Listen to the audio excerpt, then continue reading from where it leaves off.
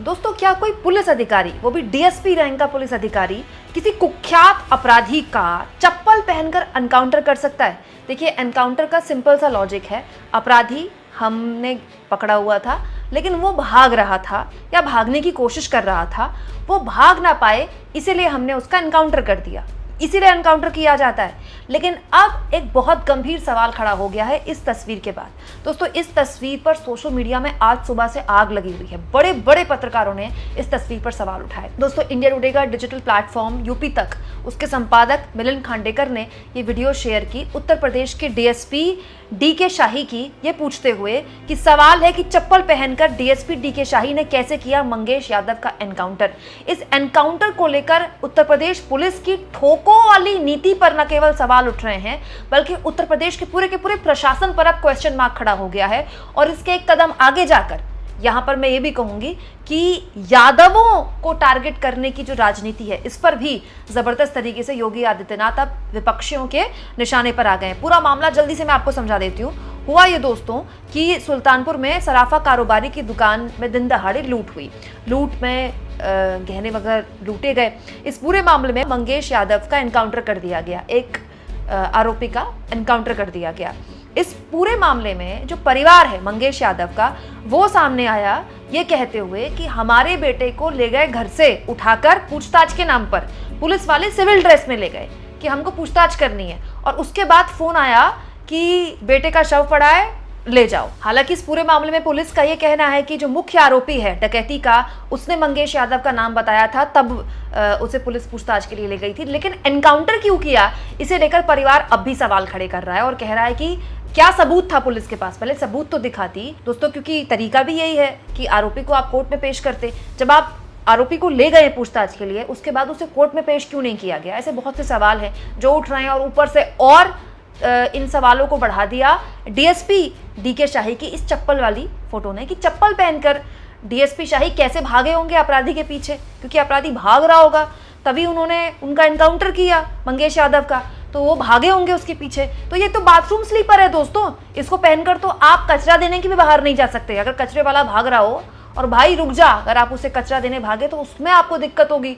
तो डीएसपी साहब एक कुख्यात अपराधी के पीछे ये वाली चप्पल पहनकर, बाथरूम स्लीपर पहन के कैसे भागे होंगे? ऐसे बहुत से सवाल हैं जो उत्तर प्रदेश शासन प्रशासन पर अब खड़े होने लगे। हालांकि पूरे मामले में पुलिस जांच कर रही है, हम जांच पर सवाल नहीं उठा रहे हैं, लेकिन इस फोटो पर तो अब राजनीति होगी और हो भी रही है। समाजवादी पार्टी ने इस मुद्दे को बड़ा बना दिया है।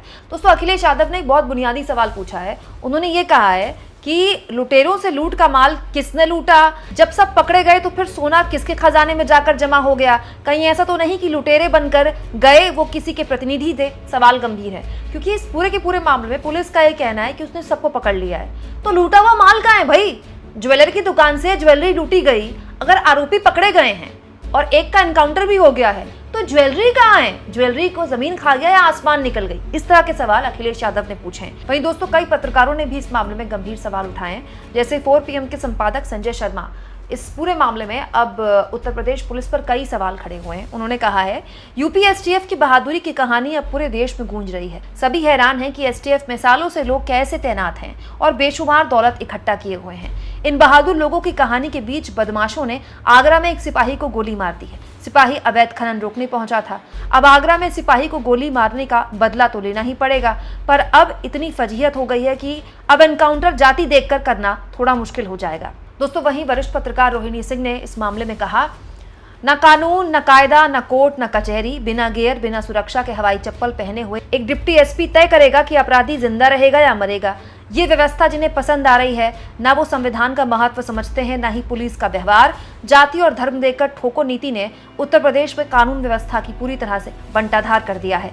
सुप्रीम कोर्ट की निगरानी में एक जांच कमेटी बनाकर इस गंभीर अपराध की जांच की जानी चाहिए।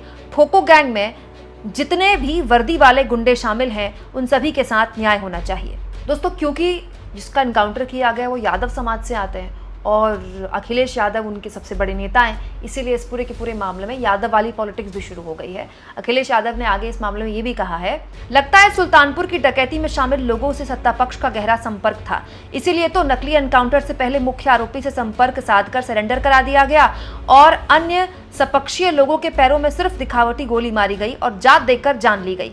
मुख्य आरोपी ने सरेंडर कर दिया था तो लूट का सारा माल भी वापस होना चाहिए था और सरकार को मुआवजा अलग से देना चाहिए था, क्योंकि ऐसी घटनाओं का जो मानसिक आघात होता है उससे उबरने में बहुत समय लगता है, जिससे व्यापार की हानि होती है, जिसकी क्षतिपूर्ति सरकार करे। नकली एनकाउंटर रक्षक को भक्षक बना देते हैं। समाधान नकली एनकाउंटर नहीं, असली कानून व्यवस्था है। भाजपा राज अपराधियों का अमृतकाल है। जब तक जनता का दबाव व आक्रोश चरम सीमा पर नहीं पहुंच जाता तब तक लूट में हिस्सेदारी का काम चलता रहेगा, और जब लगता है कि जनता घेर लेगी तो नकली एनकाउंटर का ऊपरी मरहम लगाने का दिखावा होता है। जनता सब समझती है कि कैसे कुछ लोगों को बचाया जाता है और कैसे लोगों को फंसाया जाता है। घोर निंदनीय। अखिलेश यादव का यह कहना है कि मुख्य आरोपी का तो सरेंडर हो गया, लेकिन उस मामले में जो एक और आरोपी पुलिस कह रही है कि वो संलिप्त है, उसका एनकाउंटर कर दिया गया क्योंकि वो यादव समाज से आते हैं। दोस्तों, ये मामला बहुत गंभीर बन सकता है उत्तर प्रदेश की योगी सरकार के लिए, क्योंकि यादव समाज वो समाज है जिसने 2014 में बड़े स्तर पर मोदी जी को वोट दिया, 2019 में भी दिया, 24 में नहीं दिया लेकिन 19 में भी दिया। जाहिर सी बात है, ऐसे बहुत से गंभीर सवाल हाल के सालों में उत्तर प्रदेश की पुलिस पर खड़े हुए हैं, लेकिन एक डीएसपी चप्पल पहनकर, बाथरूम स्लीपर पहनकर एनकाउंटर कर रहा है, ये तो इन सवालों को और बढ़ाएगा ही बढ़ाएगा ना। वहीं आजाद समाज पार्टी के मुखिया और सांसद चंद्रशेखर आजाद ने भी इस घटना की निंदा करते हुए उत्तर प्रदेश सरकार की आलोचना की। दोस्तों, आरोपी मंगेश यादव की बहन इस पूरे मामले में पुलिस पर आरोप लगा रही है कि रात को 2 बजे उनके भाई को पुलिस उठाकर ले गई। इस वीडियो को शेयर करते हुए पत्रकार आशुतोष ने कहा, इस बच्चे के आंसू यूपी के सीएम से इंसाफ मांग रहे हैं। योगी जी, आपकी पुलिस रात को उठाकर ले गई और बता रहे हैं कि खतरनाक अपराधी भाग रहा था और मुठभेड़ में मार गिराया। समाज को सबसे बड़ा खतरा इन फर्जी मुठभेड़ करने वालों से है। मुख्यमंत्री जी, जांच कराइए, ईमानदार और इंसाफ करें मुख्यमंत्री जी, फर्जी जांच से कुछ नहीं होगा। वहीं इस पूरे मामले में अब मजिस्ट्रेट जांच के आदेश भी दिए जा चुके हैं। वहीं दूसरी ओर दोस्तों, जिन डीएसपी डीके शाही पर इस तरह के सवाल खड़े हो रहे हैं कि उन्होंने किसी के कहने पर एनकाउंटर किया और ख़ास जाति को टारगेट किया, उनका बाकायदा उनको सम्मानित किया गया है। ये सम्मान समारोह सुल्तान वॉलीबॉल ने आयोजित किया था और इस मौके पर उन्हें मंगेश यादव के एनकाउंटर से जुड़े सवाल भी पूछे गए, जिस पर अधिकारी डीके शाही ने दावा करते हुए कहा कि अब यूपी से ऑर्गेनाइज क्राइम खत्म कर दिया गया है। छिटपुट घटनाएं हो रही हैं, जो जेल जाने लायक है उसे जेल भेजा जा रहा है, जो पुलिस पर गोली चला रहा है उसे वैसा ही जवाब दिया जा रहा है। दोस्तों, ये कहना है डीके शाही का। हालांकि इस पूरे मामले में जो सवाल अखिलेश यादव ने उठाए हैं वो वाजिब है दोस्तों, कि जब सारे आरोपी पकड़े गए हैं और एक का एनकाउंटर भी हो गया है, तो जिसकी दुकान लूटी गई है, आप सोचिए दिन दहाड़े गन पॉइंट पर, कम से कम उसका माल तो मिल जाए। इससे व्यापार का वाकई में नुकसान होता है बहुत। उस पूरे इलाके में आप सोचिए जितने भी ज्वेलर होंगे, कितना खौफ उनके मन में बैठा होगा कि जब दिन दहाड़े उनकी दुकान लूटी जा सकती है तो। और इससे भी महत्वपूर्ण सवाल दोस्तों, कानून व्यवस्था, पुलिस की जिम्मेदारी है। ये पुलिस का काम है देखना कि कहाँ पर कानून व्यवस्था लचर है और कहाँ पर अपराधियों पर नकेल कसी जा सकती है। दिन दहाड़े गन पॉइंट पर ज्वेलरी की दुकान में लूटपाट हो रही है, यही पुलिस का सबसे बड़ा फेलियर है।